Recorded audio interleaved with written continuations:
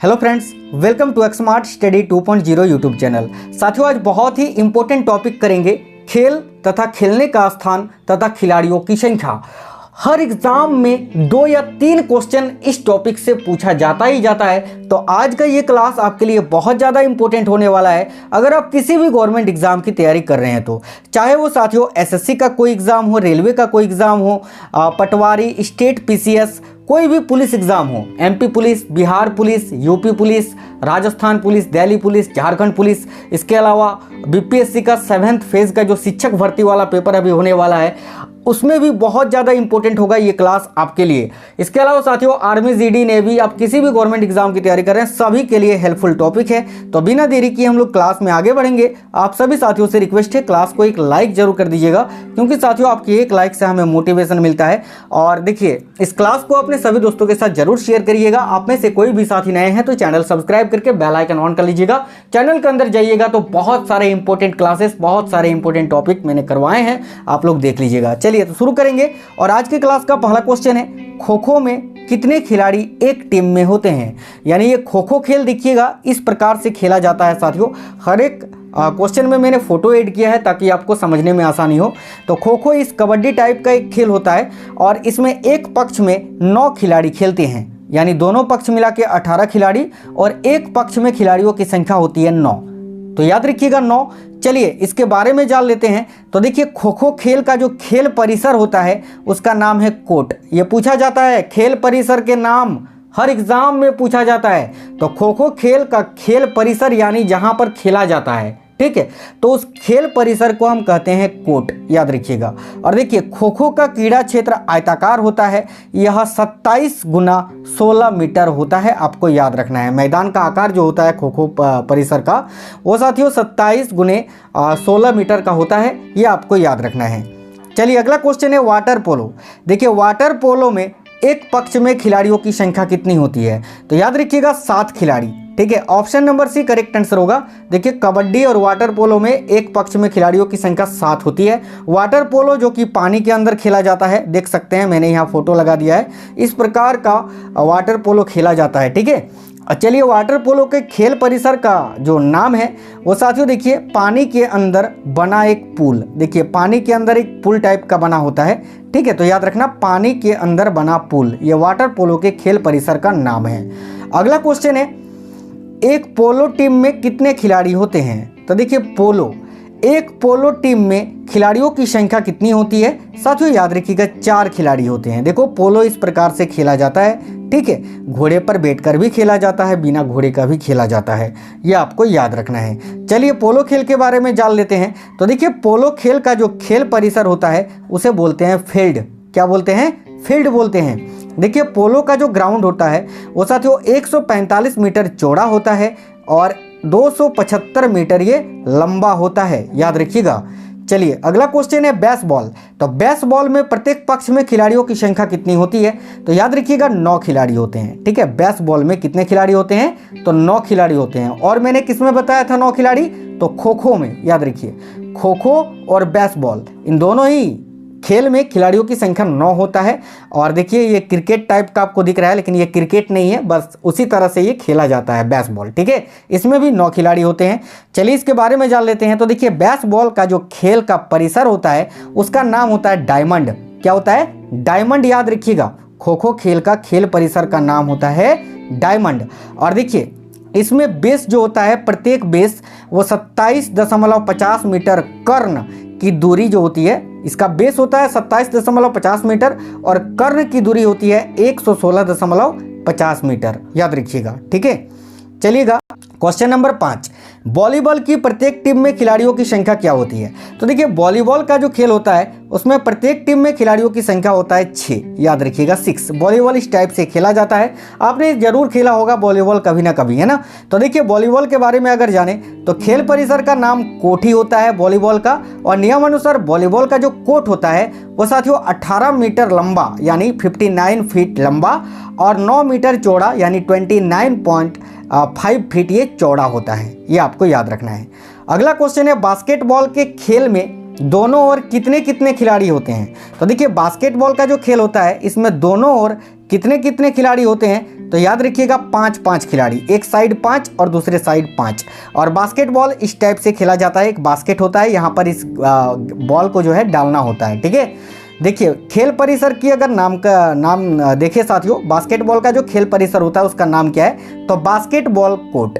और साथियों इसका आकार, इसका जो कोर्ट का आकार होता है वो साथियों देखिएगा 3.05 मीटर यानी 10 फीट ये ऊपर होता है। जो कोर्ट है ना ये, तो ये जो कोर्ट है ये ज़मीन से आपका 10 फीट ऊंचा होता है यानी 3.05 मीटर। अगला है कितने खिलाड़ी एक टीम में मैदान पर क्रमशः खो खो, कबड्डी, वॉलीबॉल व बास्केटबॉल में खेलते हैं? यानी आपको बताना है खो खो में कितने खिलाड़ी होते हैं, कबड्डी में, वॉलीबॉल में कितने और बास्केटबॉल में कितने। तो देखिए खो खो में कितना खिलाड़ी होता है, अभी मैंने बताया 9 खिलाड़ी होता है। इसके अलावा कबड्डी में 7 खिलाड़ी होता है। वॉलीबॉल में कितने खिलाड़ी होते हैं? तो वॉलीबॉल में भाई 6 खिलाड़ी होते हैं। और बास्केटबॉल में 5 खिलाड़ी होते हैं यानी 9, 7, 6, 5। देखिए कौन से ऑप्शन में है? तो ऑप्शन नंबर सी में है। तो ये आपका राइट आंसर हो जाएगा 9, 7, 6, 5। चलिए अगला क्वेश्चन है, वॉलीबॉल, बास्केटबॉल तथा बेसबॉल खेल में प्रत्येक पक्ष में खिलाड़ियों की संख्या क्रमशः कितनी होती है? उसी टाइप से इस क्वेश्चन को भी सॉल्व करना है। तो वॉलीबॉल में कितना होता है? तो वॉलीबॉल में 6 होता है, बास्केटबॉल में 5 होता है। और बेसबॉल में कितना होता है साथियों? तो बिल्कुल बेसबॉल में जो खिलाड़ियों की संख्या होती है वो होता है 9 होता है। तो ऑप्शन के अकॉर्डिंग देखते हैं कौन से ऑप्शन बैठेगा। तो ऑप्शन नंबर सी करेक्ट है, ऑप्शन नंबर सी। इस टाइप का क्वेश्चन पूछा जाता है, याद रखिएगा। चलिए अगला क्वेश्चन है, कबड्डी के खेल में प्रत्येक पक्ष में खिलाड़ियों की संख्या कितनी होती है? तो सिंपल सा क्वेश्चन है, 7 खिलाड़ी होते हैं एक पक्ष में। कबड्डी इस टाइप से खेला जाता है, आप सभी खेले होंगे। और कबड्डी का जो खेल परिसर है उसका नाम है कोर्ट, याद रखना। और कोर्ट की लंबाई कितना होता है? तो खेल का मैदान जो होता है वो 12.5 मीटर लंबा होता है और 10 मीटर ये चौड़ा होता है।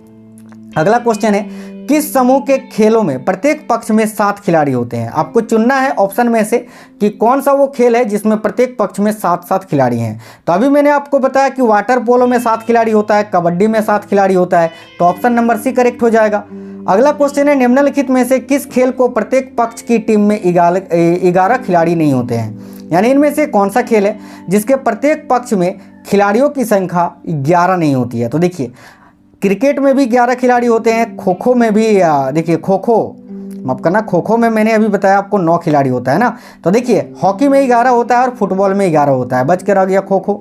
तो खो खो इस क्वेश्चन का राइट आंसर हो जाएगा, ऑप्शन नंबर बी। देखिए खो खो में 9 खिलाड़ी होते हैं, अभी मैंने आपको बताया था। अगला क्वेश्चन है, किस ग्रुप के खेलों में प्रत्येक पक्ष में खिलाड़ियों की संख्या समान होती है? चलिए ऑप्शन को देखते हैं, कौन सा खेल है जिसमें खिलाड़ियों की संख्या समान होती है, ठीक है।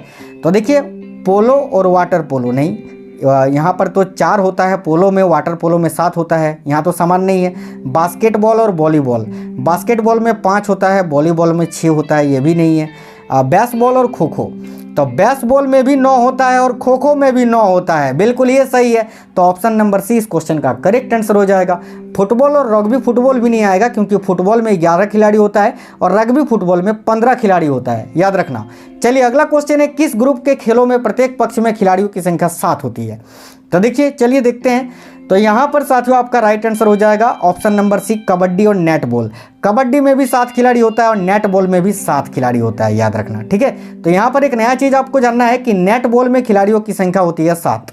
चलिए अगला क्वेश्चन है, किस ग्रुप के खेलों में प्रत्येक पक्ष में खिलाड़ियों की संख्या सर्वाधिक होती है? चलिए देखते हैं।